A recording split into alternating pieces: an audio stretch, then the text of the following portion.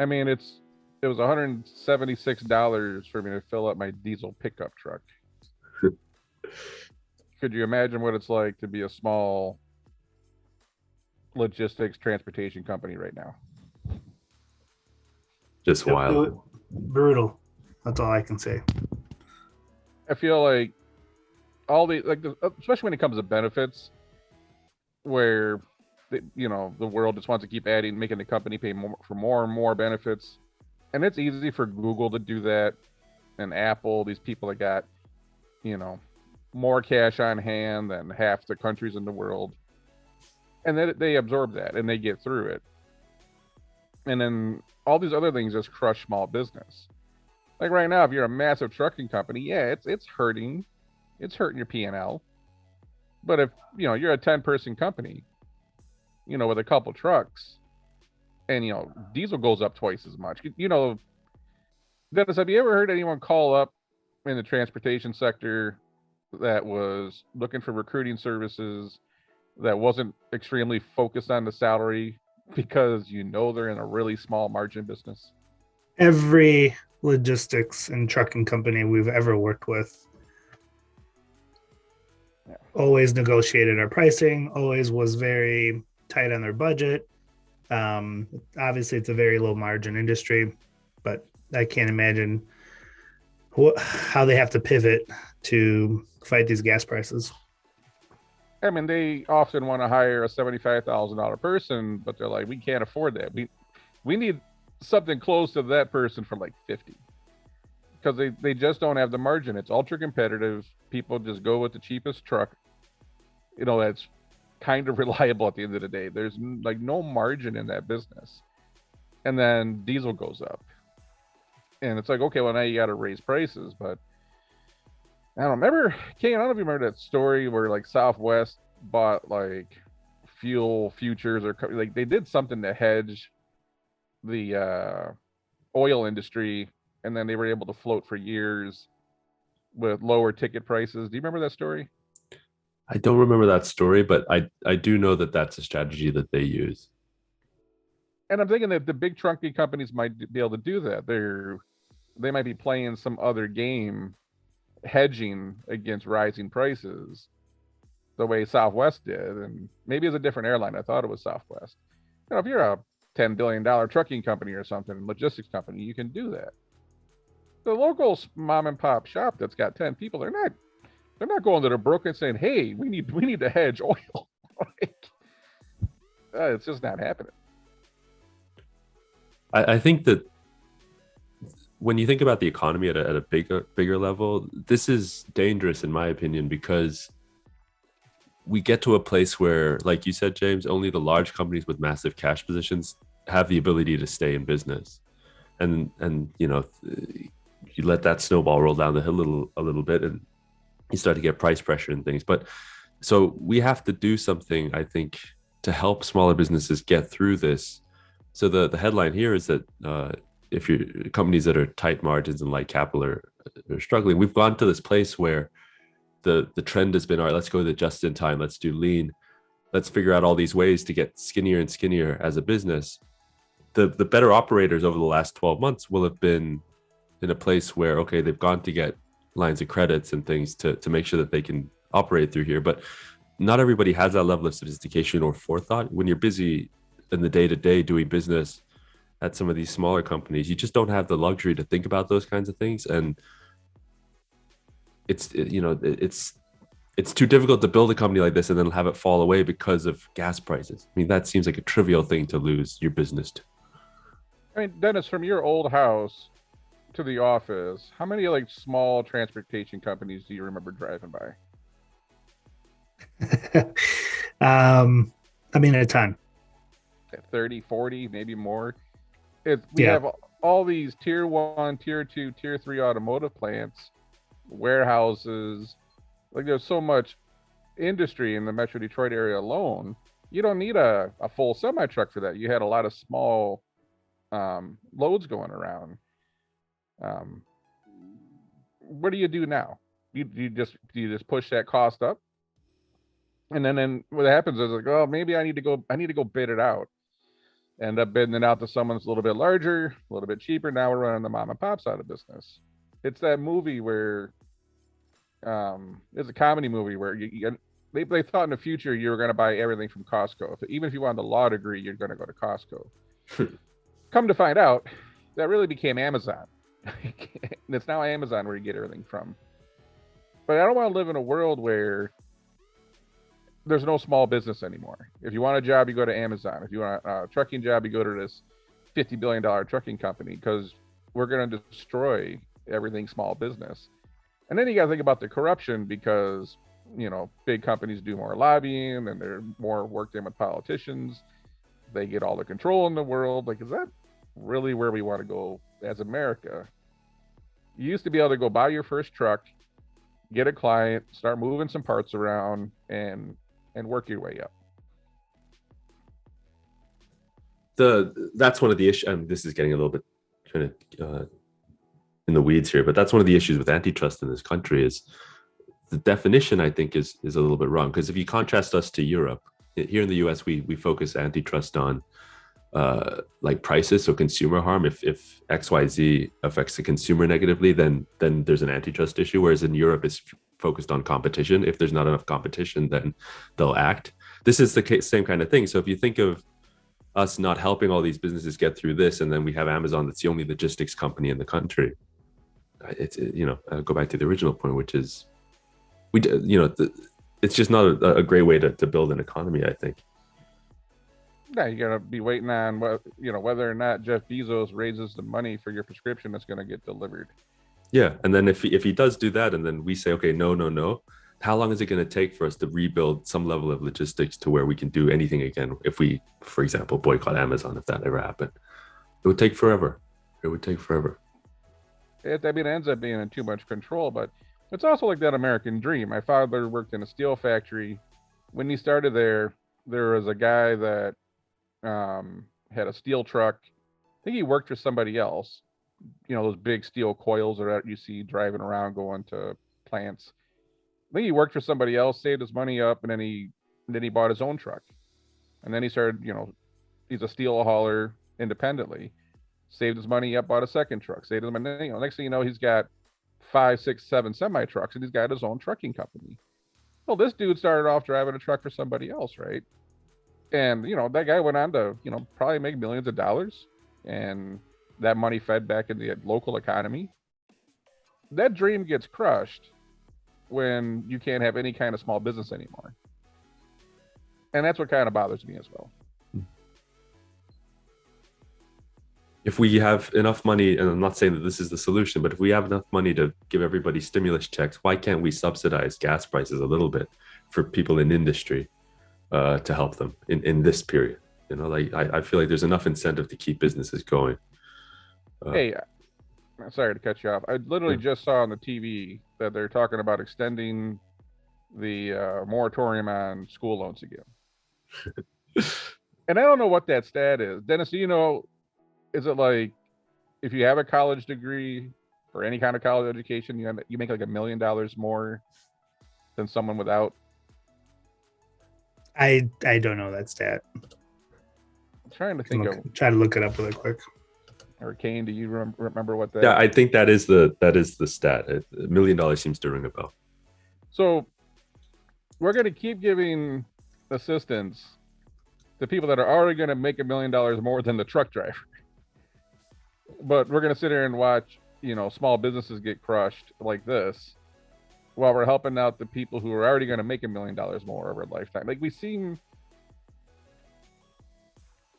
there was a Royce da 5'9" song that the title is up. It's called Upside Down. And I feel like that's where we're at right now, where everything's upside down. We can never seem to get help to the people that really need it. And I don't understand.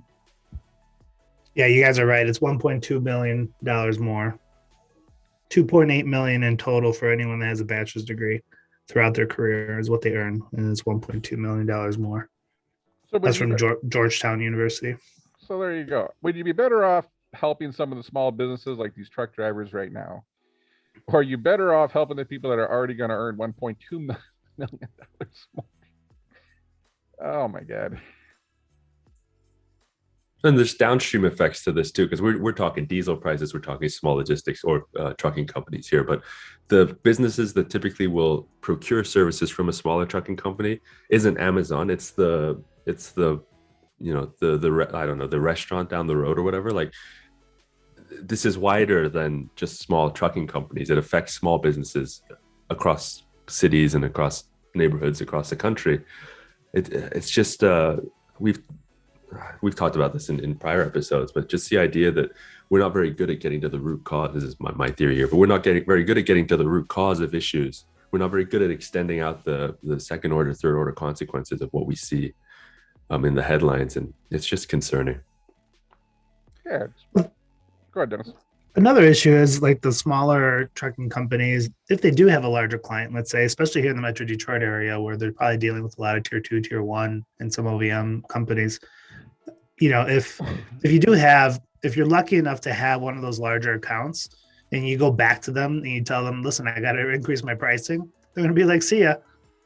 We don't care. Either you make this work somehow because we got to focus on what our cost is going to be. You think Ford's going to tell, a tier 1 company, okay, you guys can raise your prices because you got to pay more in logistics because of gas prices because your logistics company is charging you more? They're going to say no. I mean, it's just a trickle down effect. A funny little story with that. When I first got into, I don't know, I was probably like 20 years old and doing tech consulting at a tier 1 automotive plant. And I'm 20. I don't know nothing, right? I know how to do some tech stuff. The rest of the world, I'm dumb, naive kid. They kept talking about, and then like in quotes, like the little air quotes, the Ford consultants are here. The Ford consultants are here. And I'm like, what are the Ford consultants? Maybe it was GM or Ford. I don't know exactly. We'll call it Ford consultants. So Ford or some, one of the big three would send their consultants to the tier 1. And they would, they're like operations experts, manufacturing experts, shop floor execution, warehouse, all that stuff. They would come through and then give you ideas on how to be more efficient and cost savings, Six Sigma, this, that. And once they figured out that, okay, we just helped you save $200,000 a year, you're gonna pass those cost savings down to us now. And you realize, like, the only thing they really care is if they get their stuff as cheap as possible. They don't really care if it helped out the small business. They were just trying to lower their own goddamn cost.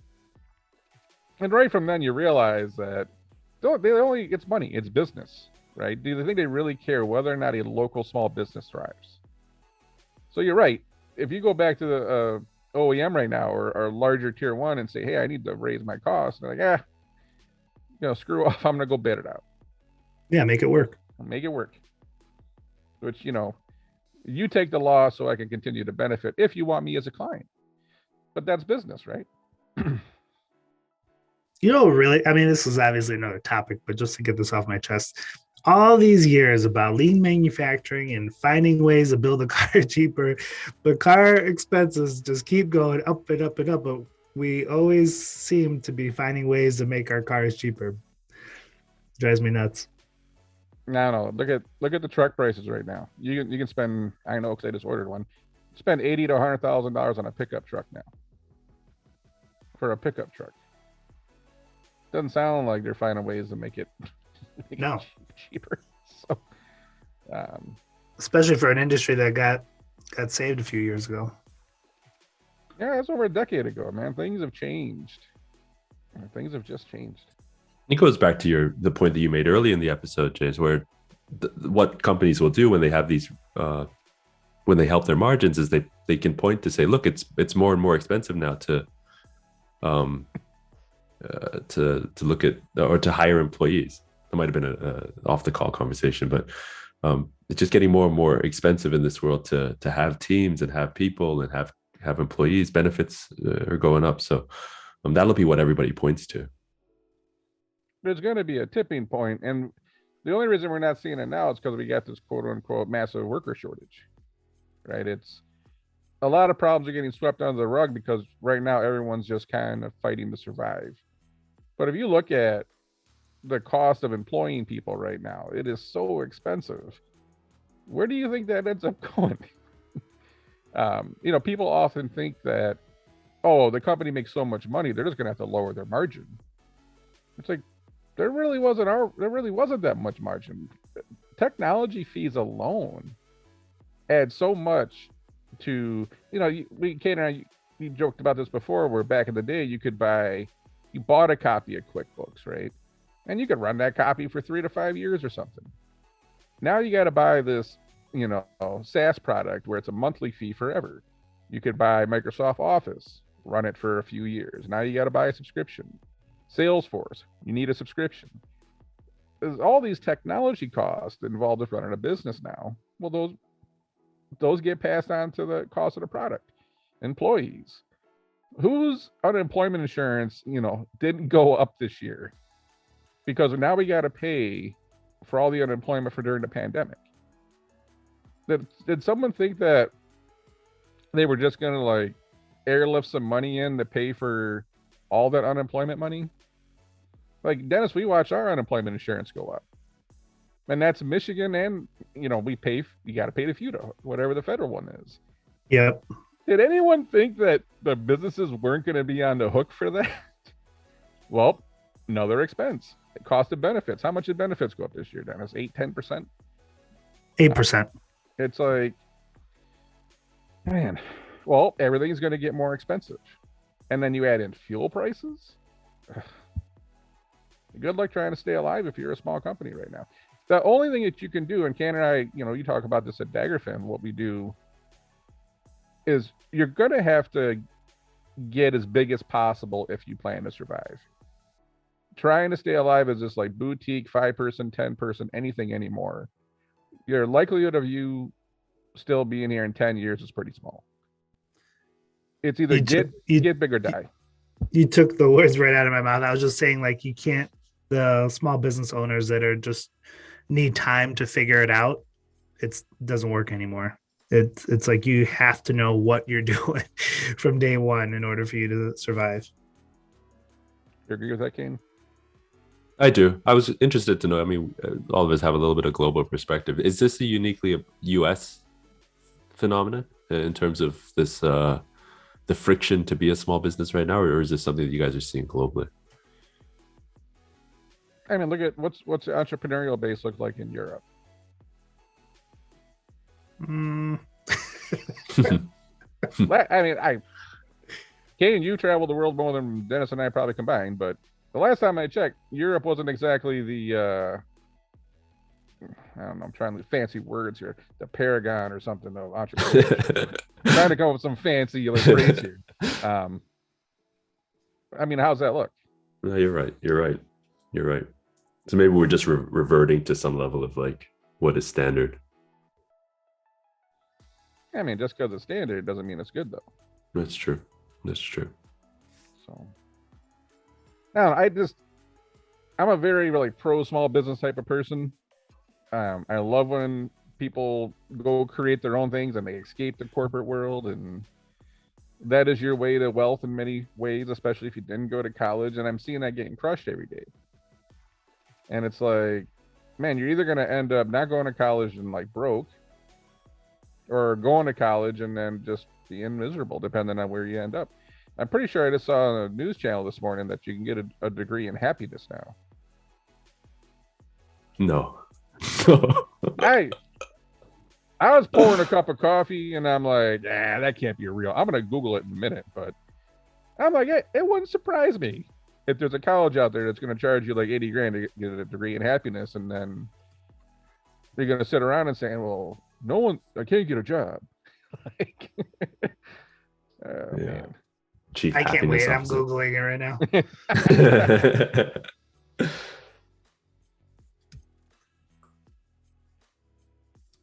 University announces first ever master's degree in happiness. It's a master's degree. Oh, no way. Tell me it's free. Will cost students $17,700. This is per Fox News. This is the avocado toast of the education world. What That is wild.